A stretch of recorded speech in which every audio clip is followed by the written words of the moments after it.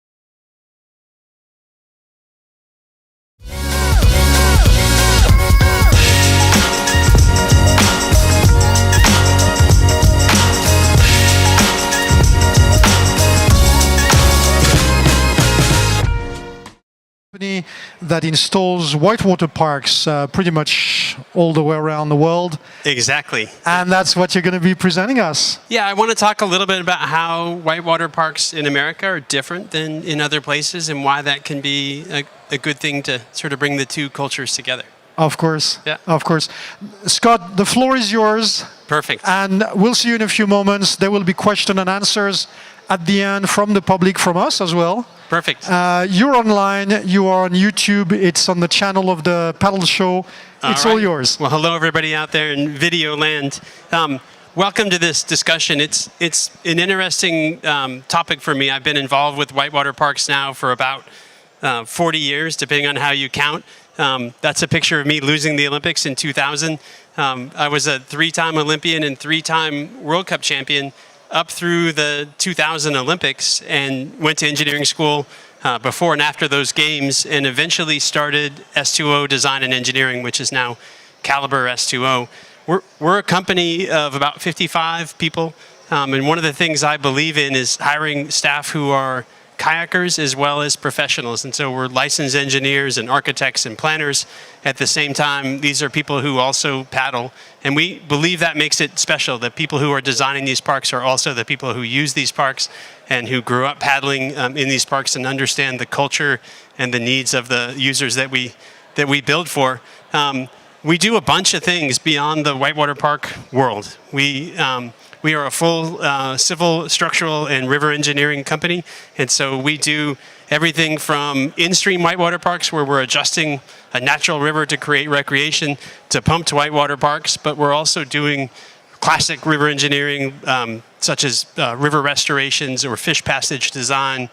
A lot of times in America, we come in and master plan at the watershed level. So we're looking at that river from its drainage to where it leaves the project area, and understanding the hydrology, understanding the habitat, understanding the connectivity of that, and then designing or improving that river throughout. So it's not just recreation, it's also habitat and flood risk and things like that we specialize in. But our favorite part is the whitewater parks. And I wanted to talk a little bit today. It's an interesting conversation that I started having with my friend Richard from Australia.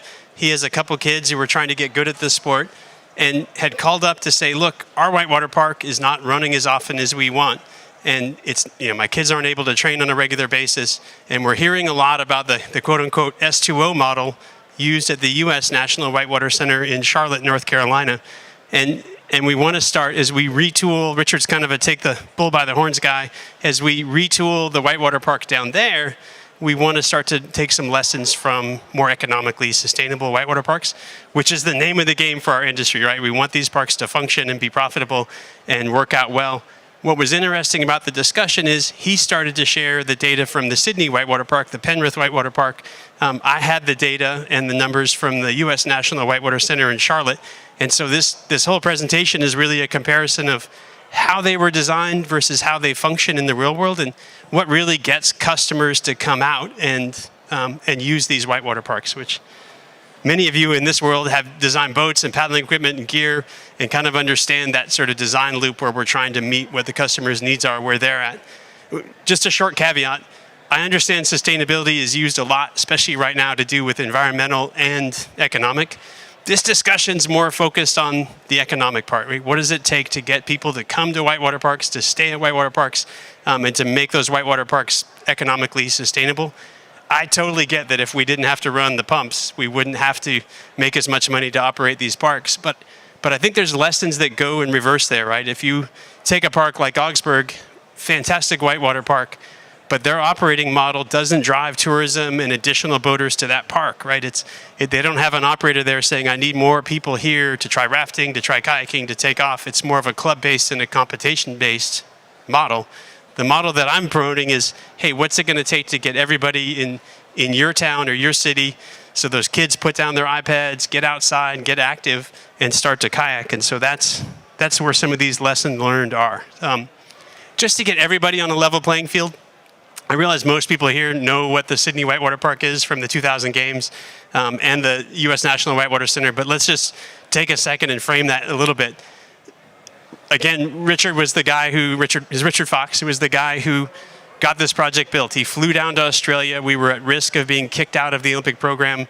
He put together a bunch of stakeholders, got some funding, and built this whitewater park. And what's interesting is this is the prototype for every Olympic park that came after it. And in fact, I've been a part of a bunch of those meetings where people are saying, hey, we're going to build a park just like this, and you're going to have profitable rafting after the games, and that's what makes this different than ski jumping or bobsled or velodrome, right? People can do this, and you can make money, and you'll have a legacy 20, 30, 40 years in the future. And it's something that we all believe intuitively, right? But now as we look at the numbers, I think it's going to become apparent that there's more to it than that. You can't just design an Olympic venue for Olympians and then hope that people love to raft on that and that they come back again and again. You have to make that client base a part of your design process. And so, but what's interesting is we all say that, and you've probably heard it thousands of times.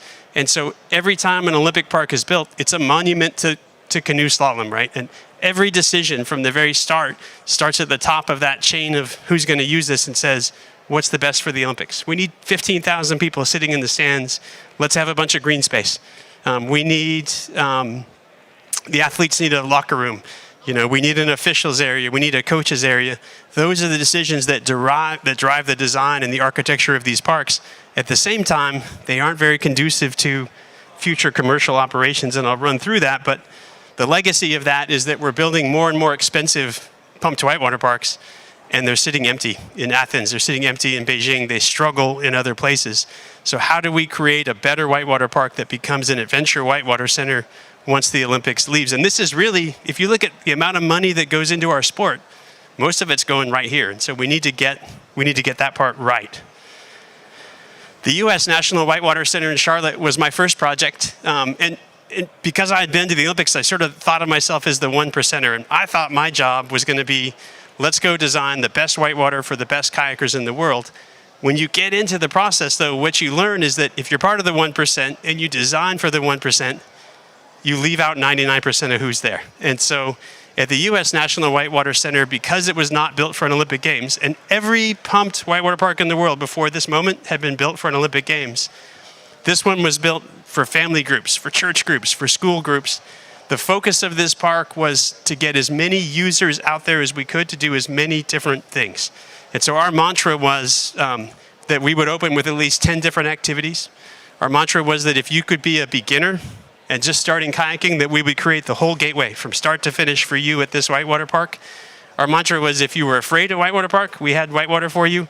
if you did swiftwater rescue or instructional, whatever it was, we even reached out to women's groups. Women are underrepresented in whitewater kayaking, and said, what is your secret? What is it that you do that gets women activated into this? And how can we design a spot for you that's better here? Same thing with swiftwater. We said, hey, when you're training swiftwater rescue, what would be an ideal scenario to train in that environment?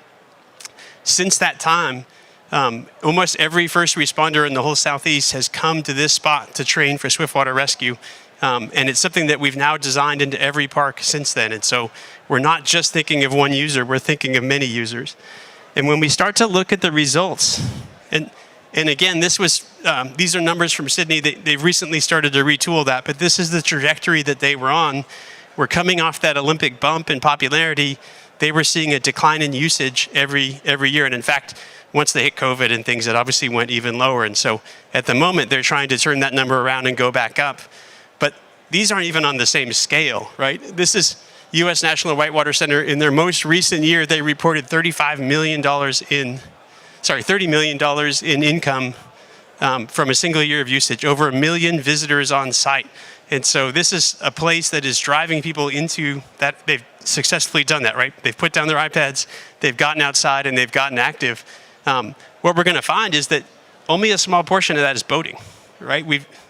We're all part of this outdoor world, and if we're trying to make everybody get in a boat, we might fail, right? And I wanted to run, while we're running numbers, everybody hates graphs, so I apologize. But one of the things I hear a lot is, well, Charlotte's got a lot of people, but it's near a big city. And people say that like it's true, but it's sort of a tongue-in-cheek thing, isn't it? Charlotte is actually a relatively small city, less than 1 million people in the city of Charlotte. We went and did some research, and we found some documents that show that the visitors from Charlotte, 60% are from a 1-hour drive time. So people that go and go again are in that 1-hour drive time.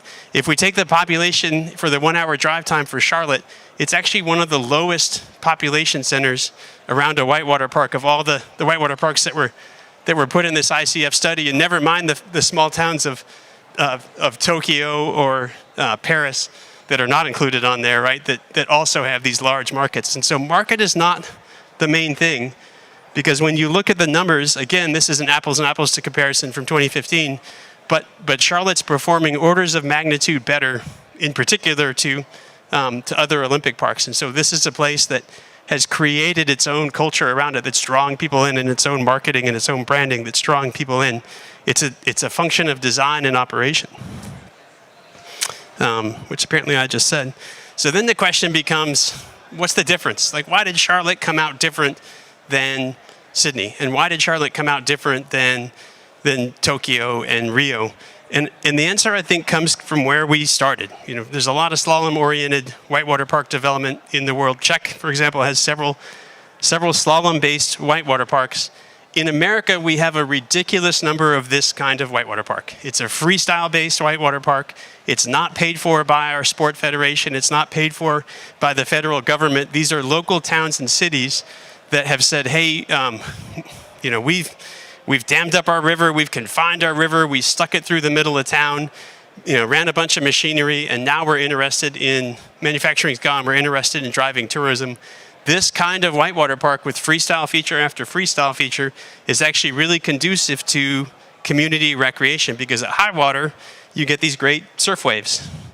And so springtime in Colorado, almost every little town and city that has a river has a surf wave in it.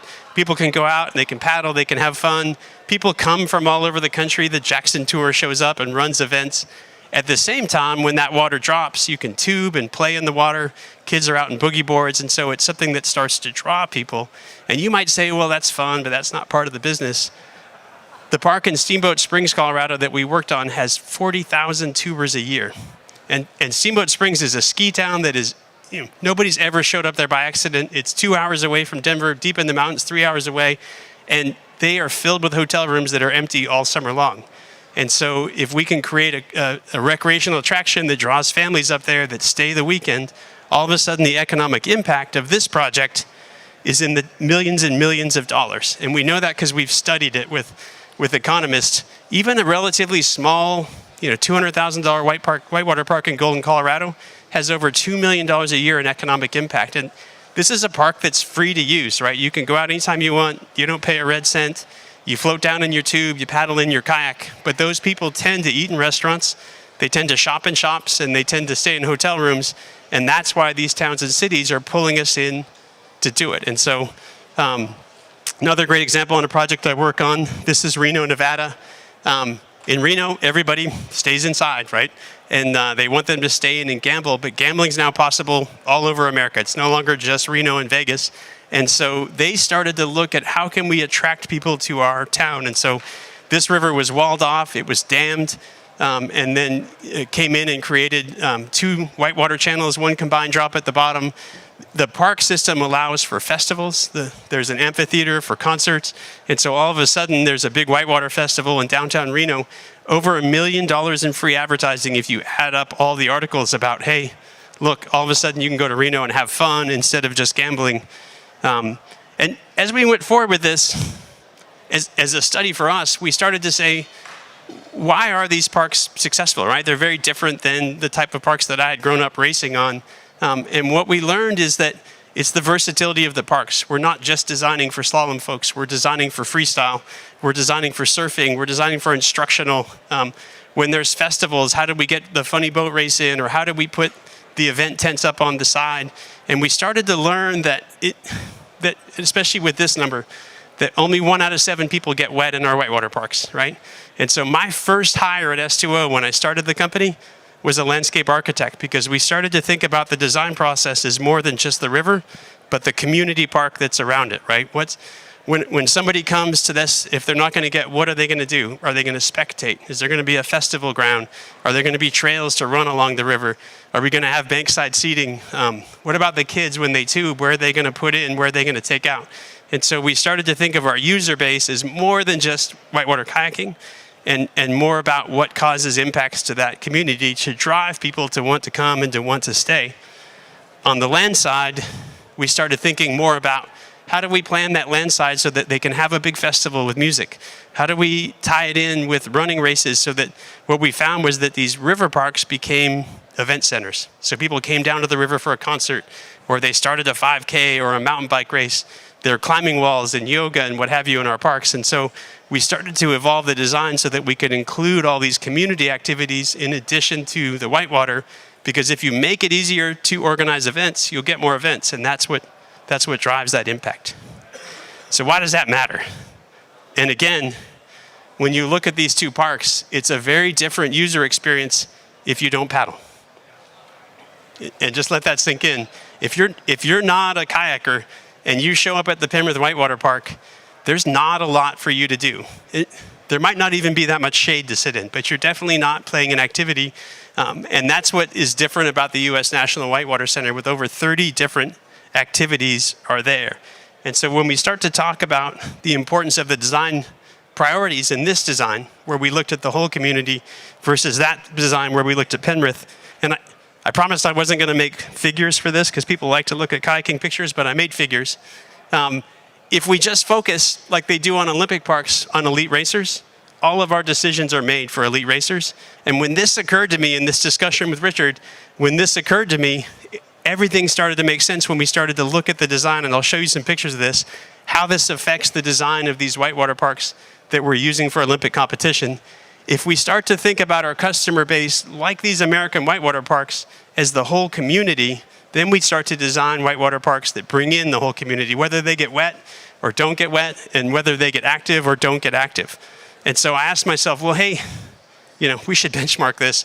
What do the numbers look like? So I pulled out the tax returns for the U.S. National Whitewater Center, and I hope you're not sitting in the back, because if you take the elite racers that we designed this thing for, the people you can name, if you're German, it's Ciatis and Funk, right? If you're Australian, it's Fox. You can name those few people. To say there's 15 in America is a stretch, right? But Excel doesn't even make a line that thin, right? And in fact, if I make another line here, which is everybody who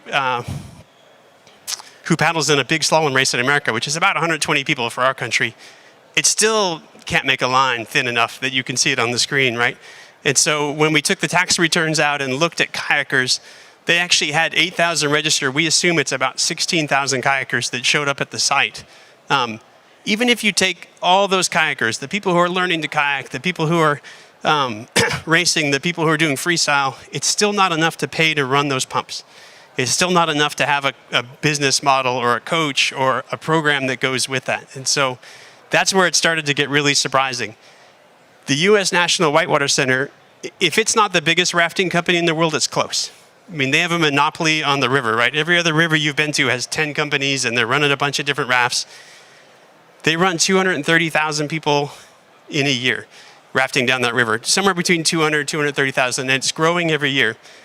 It's still not significant compared to the people who never paddle, right? And so when you start to think about, gosh, what are our design priorities? If you look at those Olympic design priorities, look at how many people get left out of that design, right? Very few people show up. About one person for every wet person shows up in Penrith, and it's still only about 10 or 20,000 people a year that show up to do other things.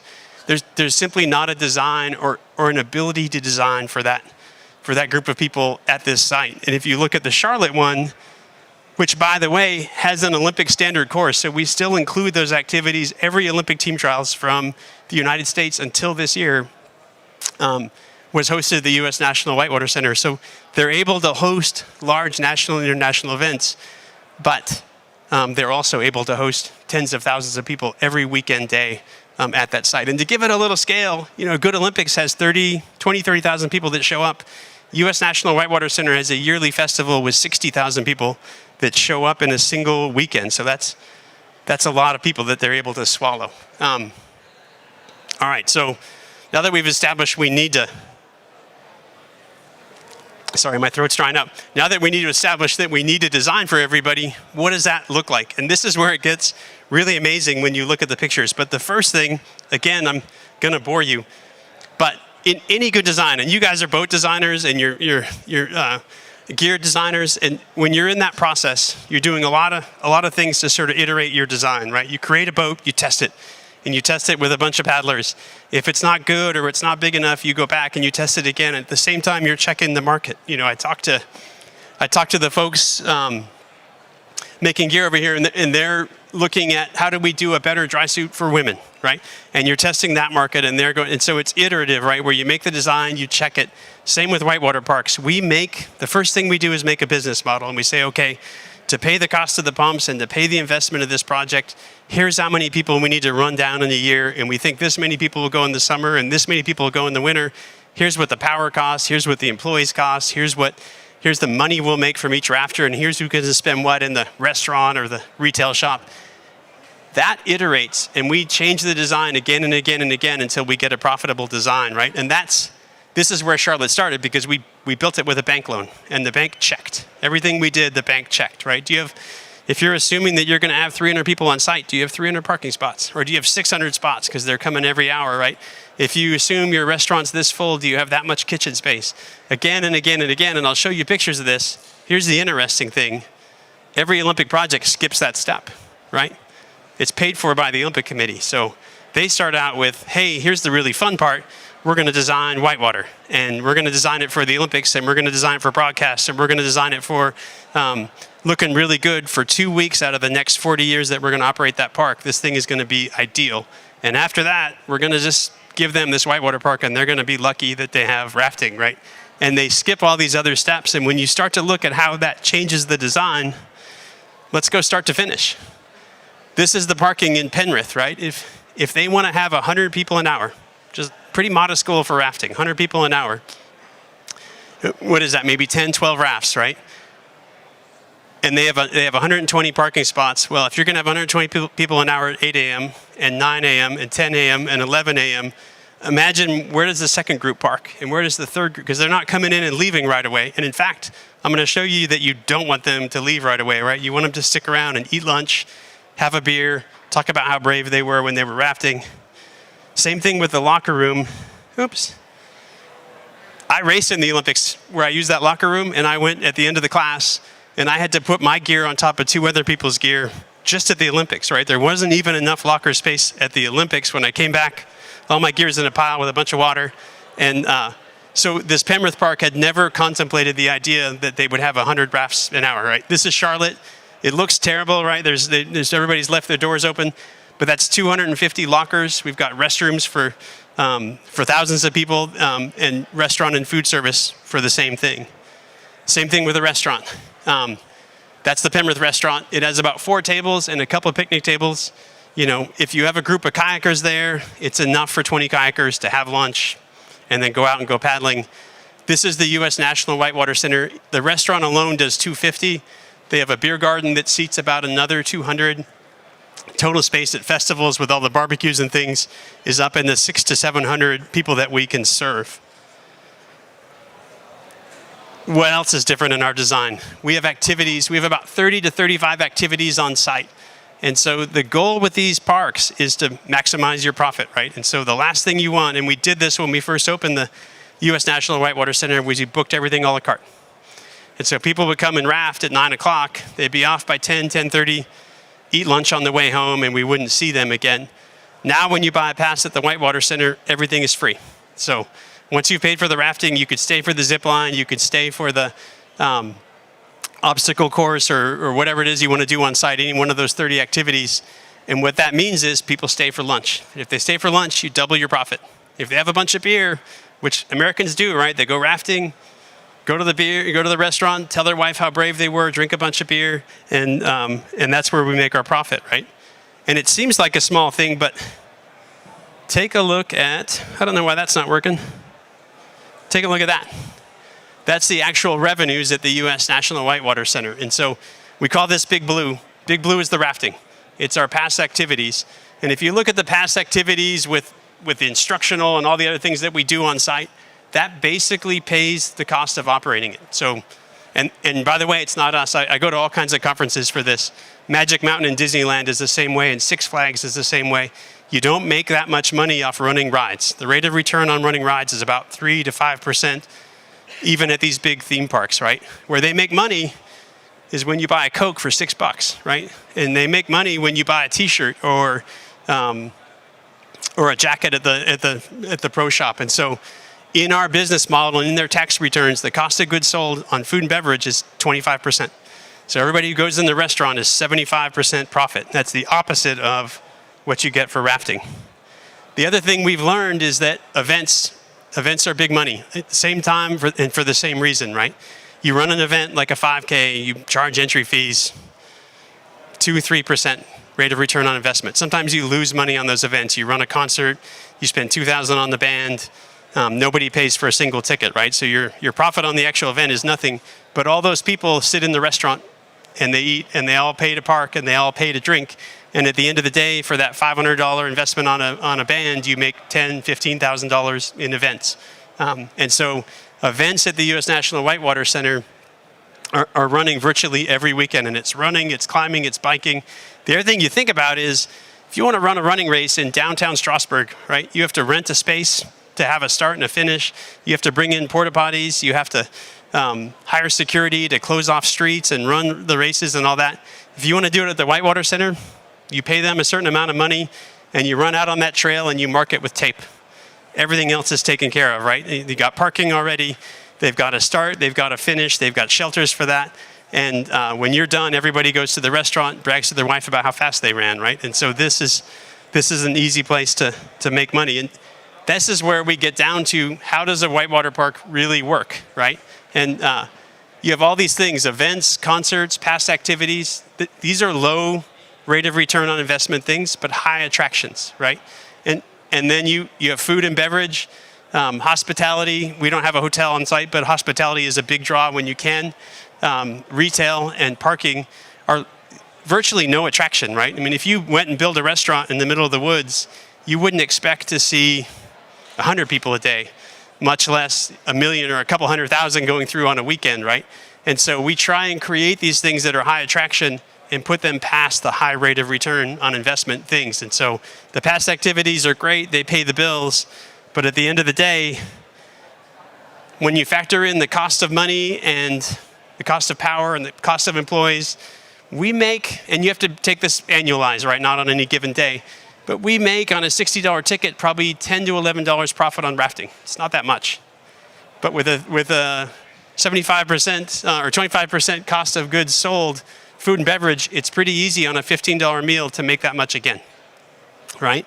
And if I sell them a couple beers, which you're selling for a lot per glass, I can add in that same amount again, and it starts to get crazy if you sell them a t-shirt or some of the equipment that you all have here, where you're buying a rain jacket from Patagonia for $70 and selling it for 150, right? And so we think a lot in theme parks on per caps, right? How much money do I make per person that comes into the park? If you're only taking them rafting, your per cap is very, very low. If you're getting them to shop in the retail shops, eat in the restaurants, drink beer, your per caps go up and up and up. And this is why when you go to Disneyland and you walk down that road going into the park, there's retail on both sides of you, food and beverage on both sides of you. Every time you cross a bridge or a pinch point, restaurants, retail, food and beverage, right? They're trying to get you to purchase things as you go, because that is what runs the operations. A couple other things that we add in that I think are fantastic for operations, especially off-season, corporate. We do a lot of team building at our Whitewater parks, and we do a lot of marriages, meetings, sales meeting, team building. Anything that can get people together in the outdoors is great for your business. And these folks come on they book it way in advance. They come on rainy days. They come on cold days. Whatever happens, they show up, and that continues to drive business. For some of our parks, it's a primary driver for business. The other one is Design for X. The idea that like we did in Charlotte, where we went to all these different user groups. How do women paddle? How does Swiftwater Rescue train? These seem like small things, and you're right, they are, but they keep the activity that's out there, and some of it will surprise you. This is our usage for a given year in Charlotte at our Whitewater Park, and that's December, because they started ice skating. And if you're a southern person, if you're from Georgia or North Carolina or South Carolina, and you go out ice skating in the outdoors, that is mind-blowing for them. And so all of the areas we used to store rafts at that Whitewater Center are now storing ice skates and selling beer and food and beverage at that ice skating area. And so they've created a year-round culture, never mind the artwork tours and the other innovative things that are being done there to get people down to the center and into the outdoors. So, all right. One thing I've been saying all along is we should benchmark this, right? What is the difference? I just started making a list of the things. I just wanted to sink in how many things you can do at this Whitewater Park that you can't do at other Whitewater Parks. Under that Olympic model, remember, we're designing it for Olympians. You can also go rafting, right? Under this idea that we're designing it for the whole community, not only can you do 20 to 30 things, they continue to add in. They just added in a treehouse experience. Everything from concerts to marathons to bicycle races to rock climbing. Each year, like any theme park, we tend to add in more and more attractions, and that tends to drive more and more new users here. When you look at the numbers on that, and I took the same year in these from the tax returns, but about 1 million people on site that year, and that was actually a fairly good year in Penrith, about 100,000 people on site. In terms of rafting, that translated to about 20,000 in Penrith versus 230,000 at the U.S. National Whitewater Center. So this idea of pulling people out is significant. Non-pass activities, and this is somewhere, as they turn this venue around, they really focused on Swiftwater rescue training, instructional, things that you can really control like that, programs. About 7,000 in U.S. National Whitewater Center, about 1,000 in Penrith. And then lastly, just past activities. So we don't know the full thing with past activities, but something on the order of 10 to 20,000 in Penrith, and this tremendous amount in Charlotte, up around 700,000. The other thing I wanted to benchmark is, what about sites that started out as Olympic venues but started to have some success, right? Does this model continue to work? And one of the interesting things is, we've been driving home this idea of the secondary spend, of alternate activities, and of creating a dining space and an area that keeps people there so they can brag to their spouse about how brave they were. In London, in the first year that they were open, they only had a coffee shop. They sold 60,000 cups of coffee. And so a light bulb went off, right? And now they've got full service food restaurant in that same space, because if these people are here and they want food and beverage, we're going to feed them that. The same thing, one of the complaints I have about Olympic venues, the building's always on the lake, not on the river, right? And so they've built an additional structure at the foot, just like we do in Charlotte, at the foot of the Whitewater Channel, so that you can sit there and eat and drink and brag to your spouse about how brave you were, right? It's a universal thing people like to do. They've also added in kids' activities and lake activities and continue to grow the activities that are there. And so this idea that it's not a whitewater park, it's an outdoor adventure park, is something that's starting to see success even in those other places. One of the things I'm pushing for is that we start to design Olympic venues so that maybe they don't have all this stuff at the Olympics, but it's plug and play to start to add those things in. So future expansion in your design. So what is the future of this venue look like? And this gets into sort of governance, right? Because as a sport, as an industry, and also as a sport with the International Canoe Federation, we need to start thinking about how we invest.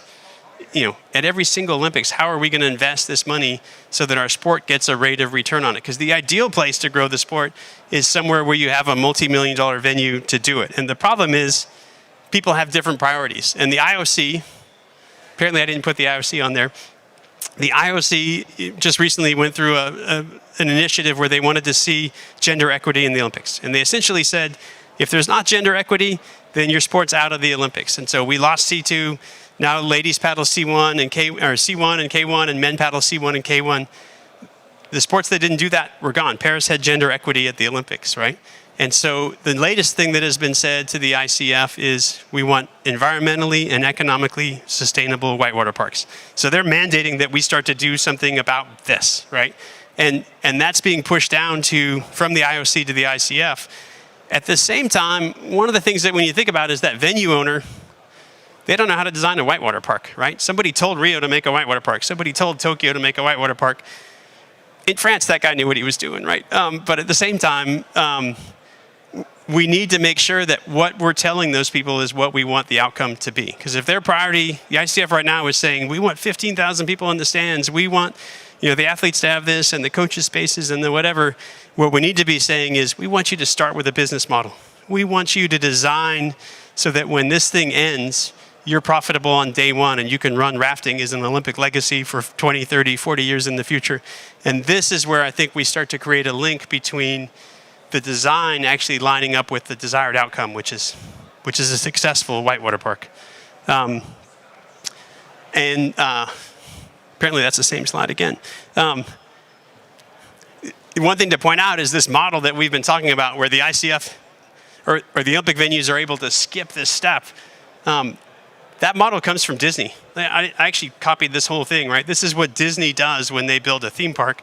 They test it, they build a business model, they test it, they build a business model.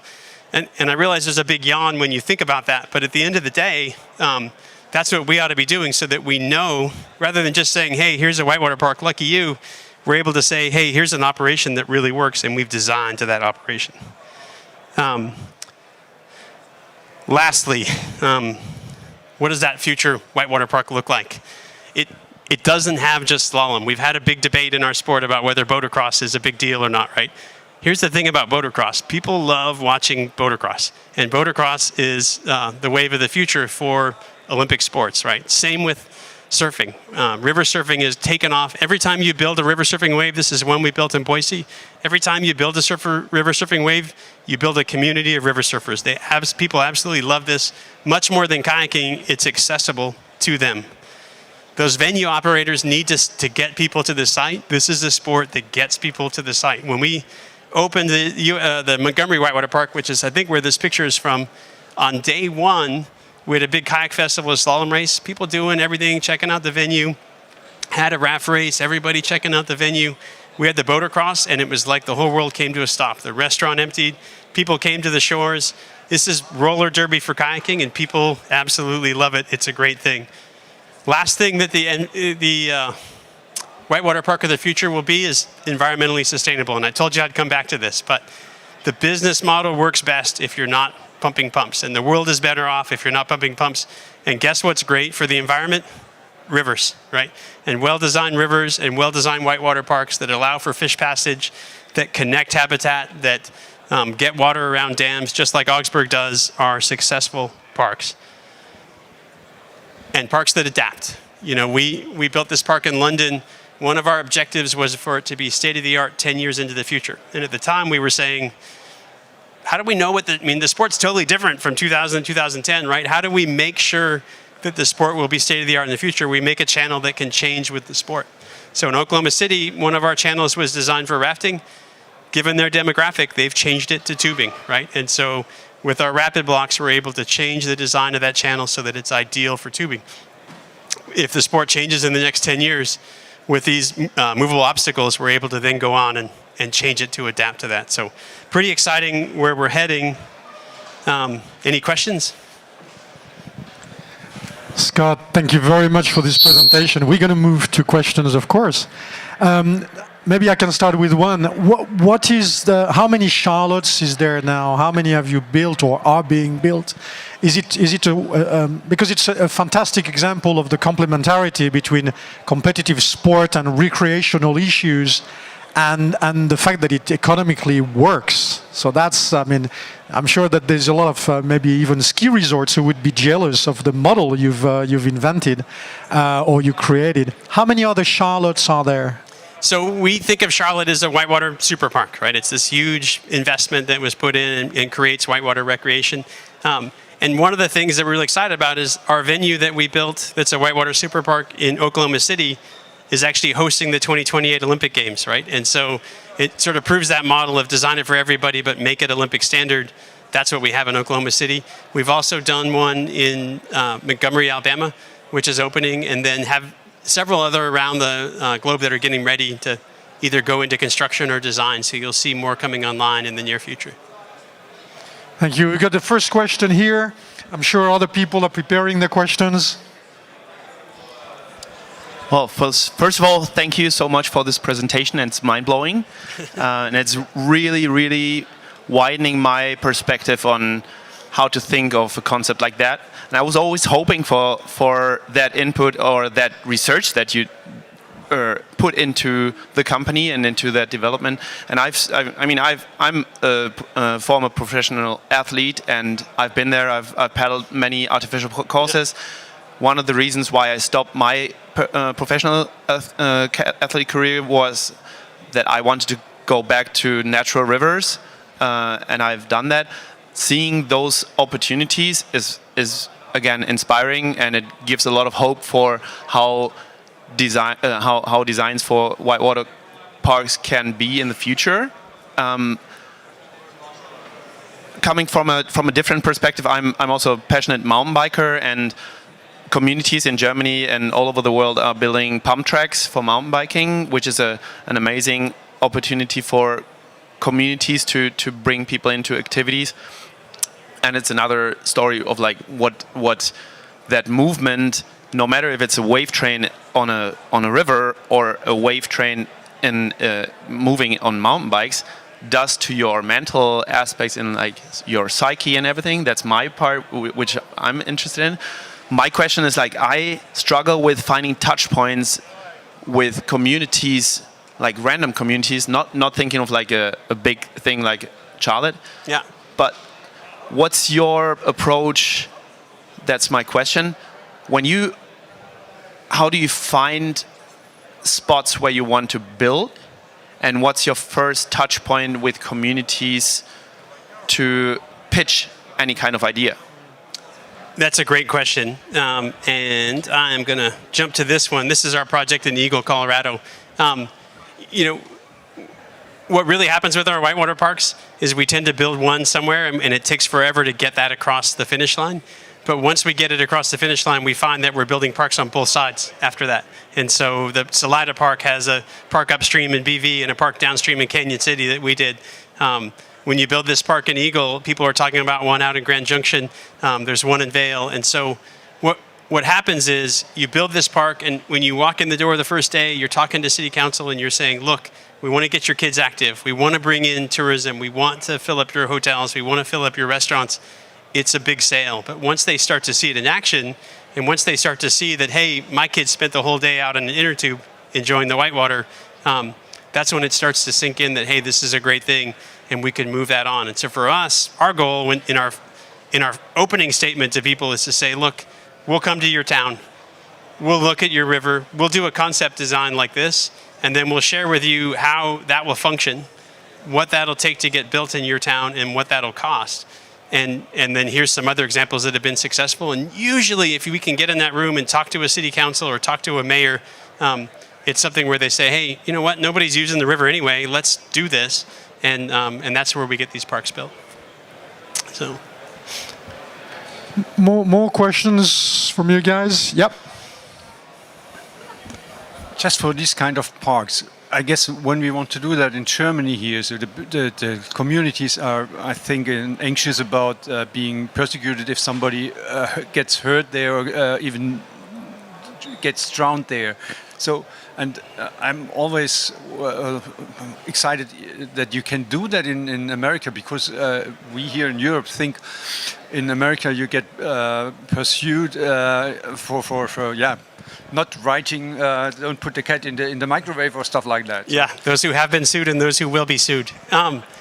There's a couple things that help us a lot. And my wife's actually a lawyer in Germany and America. So there's a couple of things that help us a lot. And the one is people aren't dying in these parks.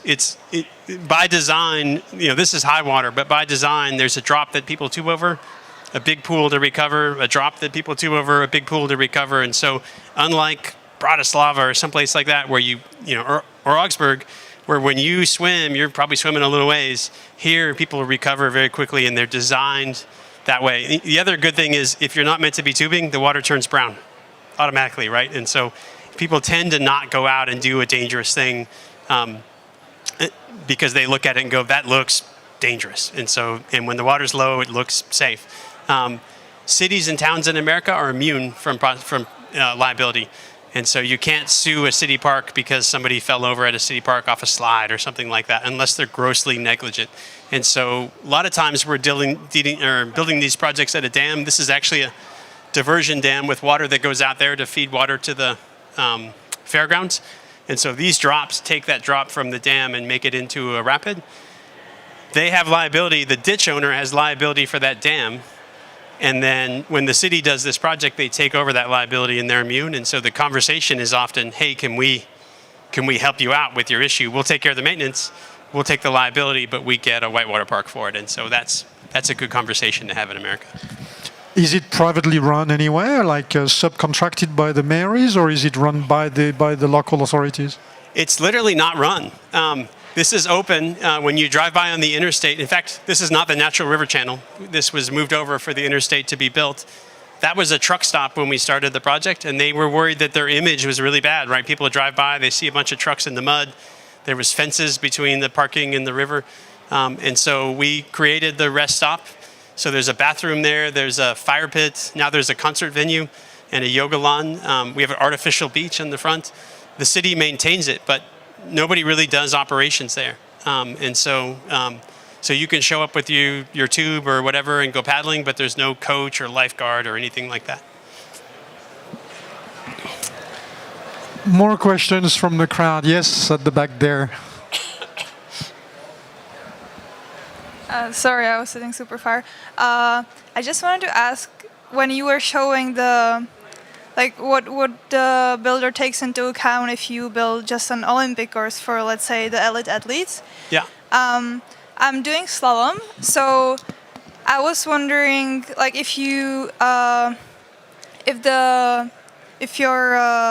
sorry, I can't find the word. If you take into account especially the customers and the people who are not paddling, and you make them, let's say, a priority, then do you think that slalom still has a chance to have sessions on the course, because it's super unprofitable for the course to run slalom sessions, right? We are like a bunch of, let's say, 20, max 30 guys, and we can't afford to pay for the sessions really. So do you think that if you make profit the priority, that slalom can actually stay on the venue? On day-to-day basis, because I know in Charlotte there is couple slalom sessions, but not many, and not often you have gates. So the slalom paddlers tend to not train there, right? They move where the course is suitable for slalom. Let's say Penrith, because I think now it's not private run, it's owned by the city, Yeah. so they don't really care about the profit, so that's why the slalom paddlers can be there, because Yeah. it's paid for. But I can't really imagine that if profit is your priority, that slalom could stay. Yeah, it's a good question. Very good question. Thank you. At the end of the day, our U.S. team is based in Charlotte, and they do train there 3/4 of the year. But in the winter, when they go to Penrith, Charlotte turns the water off, and that has to do with how power is charged in America. And so they can't even run. It's not by the hour. It's not necessarily just that. If you turn it on, you're already in for about 10 to 12 grand a month, and then they add on the usage charge after that, which is a weird way for power to be. But at the same time, what governs things in America, we talk about the almighty dollar. And so there's no government support for training in America. Our athletes are all self-funded. The water time is self-funded. And the only way they're able to train on this venue is because it makes a lot of money, and the owner likes to have events there. And so he keeps the slalom people training, right? But it's really out of the goodness of his heart. Even though it's called the U.S. National Whitewater Center, he could shut off slalom if he wanted to, and so it's something where it's a symbiotic relationship. The athletes bring something that he values, and then he pays for that training time. At the same time, having a course that wasn't pumped, for example, would be a great place for people to train in that off season, and we're building one of those near there now. So we'll see a little bit of both, I think. More questions or? Well, this is great. You've got to tell me something, Scott. What are these blocks? Why did you fly them over from the States? I wanted to call them Scobsticles, but my partner vetoed that idea. These are rapid blocks, and it's a modular block system. And so I think I talked a little bit about... So it's a Lego. Yeah. And one of the objectives we get is how can we say state-of-the-art in the years to come? And so this allows us to change the course with the sport. And so it also allows us to fine-tune that course. So when we create Whitewater, for example, in London, when we rolled that course out, people are saying, hey, this is great, but it's a little bit surgy in this place. How do we fix that? It used to be we'd have to go back and chip the concrete out or add a rock and concrete it in. It's a major construction project. Now we can actually let the coaches and athletes tune it themselves with just the turn of a wrench. And so we have a variety of shapes. We're adding more shapes next year. These are manufactured in Great Britain by Palm Dagger, so it's actually a kayak manufacturer that does it. They understand the sport, they understand the environment in which this has to survive, and so they're very robust. So it's like on a climbing wall. You just change the shape, you just change the line, the flow, according to whatever you want to train or the type of customers you've got. I feel like I repatented the Lego. Yeah. So it's really adaptable. Interesting, very interesting, very clever. Well, if that's it for everyone, I've got to thank you for this marvelous presentation. I wish you should present it to some more politics in Europe, because there is a lot of places that are recreational. I was talking about ski resorts or other spaces that need diversification badly. And this is a very good way to approach the different ways of doing the physical activity, either very sporty or very recreational. That's very clever, and I wish you luck in presentation with politics in the EU to develop your business. All right, there is one more question. I have one more thought concerning your catching up with your question, because if we see the numbers and the recreational usage of a site like that is so dominant concerning the money that you earn compared to slalom stuff, like really race-focused stuff, somewhere in the future, is it thinkable that slalom sessions are for free and the athletes don't have to pay for it, because the rest of the recreational aspect of such a site pays for the whole maintenance costs and stuff? Because that could be like a groundbreaking development in terms of like supporting high performance sports and also offering facilities for recreational use. Yeah, and I think Charlotte's really hit the sweet spot on that, which is season pass, right? You're buying a season's pass to go kayaking. They allow times for slalom, but with that season pass, you've signed your liability. They give you a wristband. You sign your liability away. That's how we keep track of it.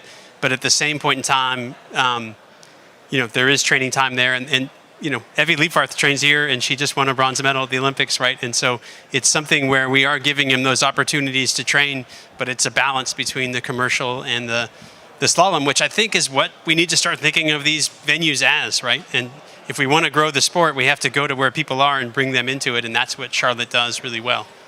Probably tourists and recreational people are also attracted because they know that a famous guy or famous woman is training there, so it gives a bit of a bonus as a marketing tool. It absolutely does, right? I mean, people they find their role models where they are, and Evie Liefvarth's great for that, and I'm sure we'll see growth based on that in Charlotte. Just to add that, because on the fence of teaching recreational paddlers as a kayak instructor, and also looking into coaching slalom paddlers, I hear that the slalom paddlers and the federations are challenged to afford their training sessions for their athletes, and there is more and more training sites are happening on artificial courses, and there's not and still Augsburg is also charging their fees, even though it's a natural river like water supply. Yes, they do have maintenance costs, but yeah, I think that's one challenge. The inspiration from this comes from slalom and from the competitive aspect.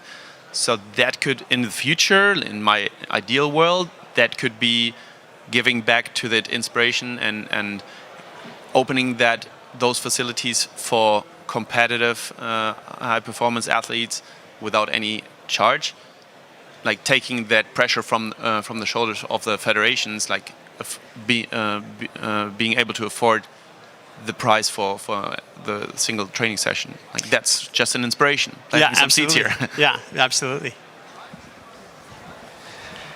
Scott, thank you very much for this presentation. It's giving ideas. It's very, very interesting.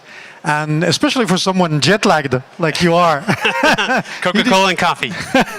A big round of applause for Scott Shipley. Thank you very much. Yeah. Thank you. Appreciate it. Thank you. How do I turn this thing off? Just at the bottom. Just twist it. Here, there's a little switch.